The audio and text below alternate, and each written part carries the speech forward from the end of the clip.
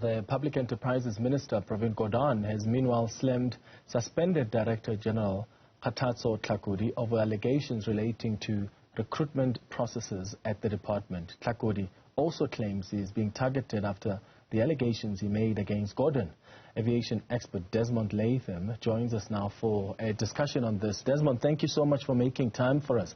What do you make, let's start with this bet between Takatso and Pravin Gordhan. What do you make of that? Because the suspended DG says, assets belonging to SAA were undervalued by about 7 billion rand. Well, I just think that it's a bit of a storm in the teacup because the business is surging ahead.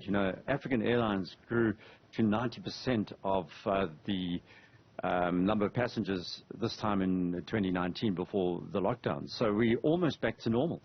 So as this takes place and the competitors surge ahead, taking off all over the continent, Fly Safi and the others in South Africa, SAA is kind of missing the boat here a little bit. So as these political leaders and unions go into conflict mode domestically, the big picture here is that the airline is a global airline, or it's supposed to be, and the airline industry globally has accelerated to new heights, if you excuse the pun. And it's exciting to see as an aviation person how Africa is surging back into the mainstream.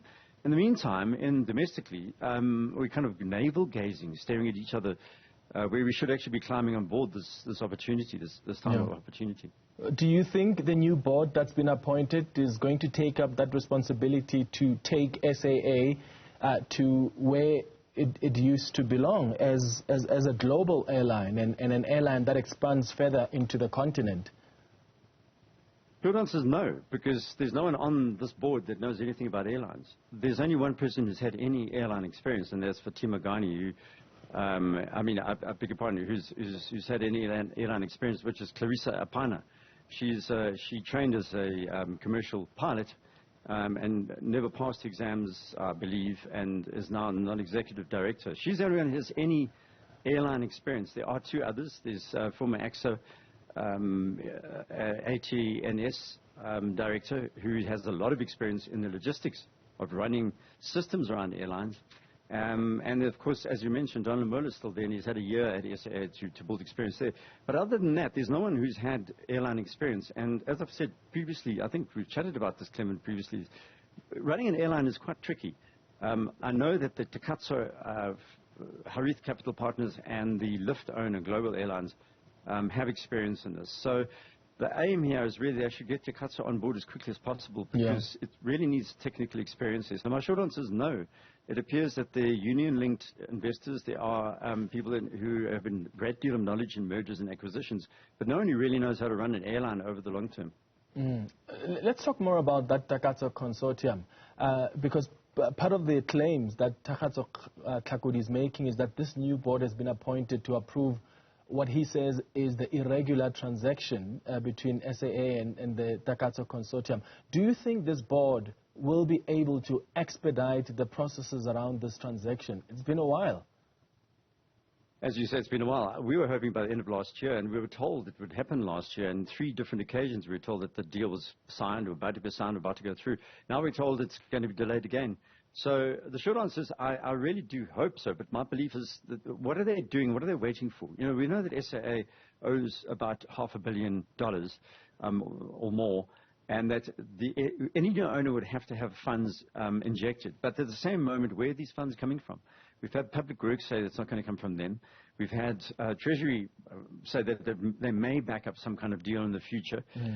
We've had Public Investments Corporation, PRC, who's a co-owner of Harith, who is one of the Takatso shareholders, saying that they're not interested in pumping funds into the SAA. We've had Gordon saying that he's waiting for this year. There's a change in the Public Finance Act, which may mean they could access more funds from the PRC. So there's a lot of ifs and buts, aren't there? At the same time, I must stress that the recovery post-COVID is accelerating, and all our competitors and possible partners throughout Africa are kind of stealing our lunch a little bit here. We are at the southern tip of Africa. We're not in an ideal place in aviation terms. Kenya and Ethiopia are far more ideally placed. They're halfway up the continent. So they get the east-west travel. We can't really gain from that. So we have to box clever here in southern Africa. And I'm afraid at the moment, We seem to be, and when it comes to this board, I think they're boxing above their weight division. Sure. So given that Treasury, has really been delaying in giving SAA the funds that it says it needs to finalize the business rescue process so that you lay the carpet properly for Takatso to also come in. Takatso itself also needs about 3 billion rand. I mean, they're expected to invest about that amount of money into this carrier over the next 3 years or so. Do we know how that process is going to raise the money? Because if you're saying the PIC seems to have reservations about pumping money into SAA, one wonders if Takatso Consortium is going to reach that goal of getting 3 billion rand, which essentially is going to give the green light to this deal going forward. Because even Pravin Gordhan said previously that if this consortium fails to deliver on that aspect, that deal is off. Great question. I think that the big thing here is that because aviation is growing globally, that there is an opportunity. And if you do your SWOT analysis and all the business analysis of this moment, it would be quite clever if you managed to get your hands on something like an SAA, if you could get investors, especially international investors with dollar-based investment portfolios coming in here and saying, okay, we're in here SAA for 10 years, that kind of thing. Our return on investment is long-term, strategic, we'll work with you going forward. What concerns me a little bit is that some of the people who are suggesting this are the Middle Eastern airlines, the Emirates, the Qatars, and so on. They are funded ostensibly by oil money and by their governments. It's a very technical situation that we find ourselves. We are in negotiations. Some of the past negotiations have included Qatar, for example. Emirates have shown an interest at times. So you can see that we don't want to be recolonized, in inverted commas, by another part of the world because we need the dollar. So that is one of the sensitive things that's coming up through these negotiations. It's made it much more difficult for those in government and also this private consortium to come to grips with this, because there's the national program, there's the political program, there's post-colonialism wrapped into this negotiation process. If we cleanly step back as Africans and said we need to make money off this airline going forward, then we could leap into the future. But that's a bit of a naive suggestion. However, that's what it's going to take. And why I'm saying this is because our competitors and other airlines are doing this already. FlySafe, SMA, Airlink. They have taken all the routes that SAA used to run in Southern Africa and reflying. If you want to fly to Luanda, you can fly to Luanda. If you fly to Lusaka, fly to Lusaka. Antananarivo in Madagascar, you can fly. All of these airlines are flying those that SAA used to fly. So they're missing the boat here. Yeah, by the time they wake up, they would have absolutely missed their spot. Takatso is also currently pursuing this SAA transactions measure clearance by the competition authorities, and they're saying, we're seeking to comply with the relevant legislation at all times. But sure, it's taking so long. What should be the priorities of this board, Desmond? Because SAA has been flying now for a while, even though the deal hasn't been signed yet, and there are several regulatory approvals that still need to be obtained for the deal to go ahead, in addition to, of course, that 3 billion rand that needs to be raised.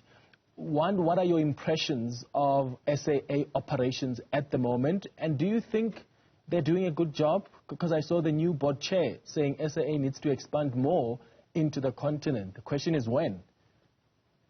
Well, month on month they have begun to make inroads in their debt. So that's the first good thing. Secondly, they're flying again, which is fantastic. Thirdly, the conflict of interest you're talking about with the competition board, I think they will get past that, because Lift, which is part of the Global Airlines or Airways Corporation, that's Gidon Novik, who's formerly ran Comair. That a part of the equation, if you like, is a small airline. Lift is very small.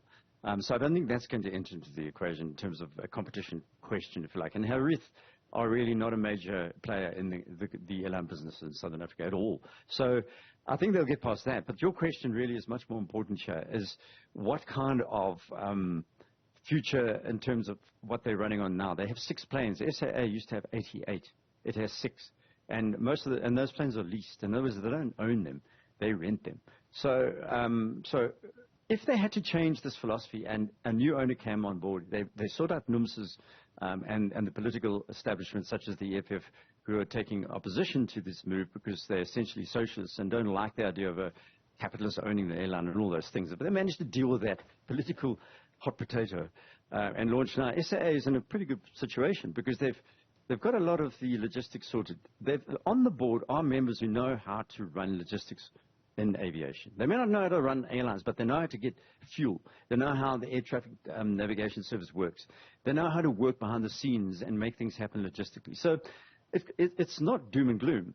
What is bothering me and other aviation people looking at this is that we are almost like hillbillies in South Africa.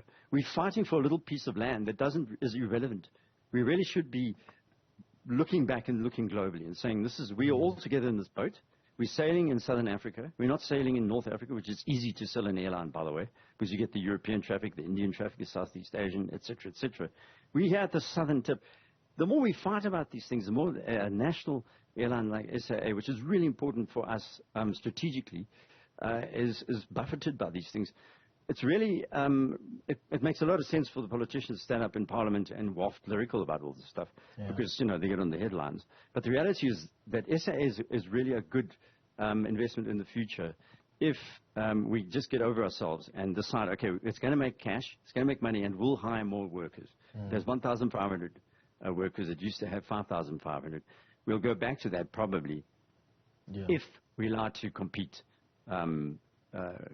as an entity that has people who run airlines and know to run airlines running it. That's it. Like Ethiopian Airlines, by the way. That's how it runs.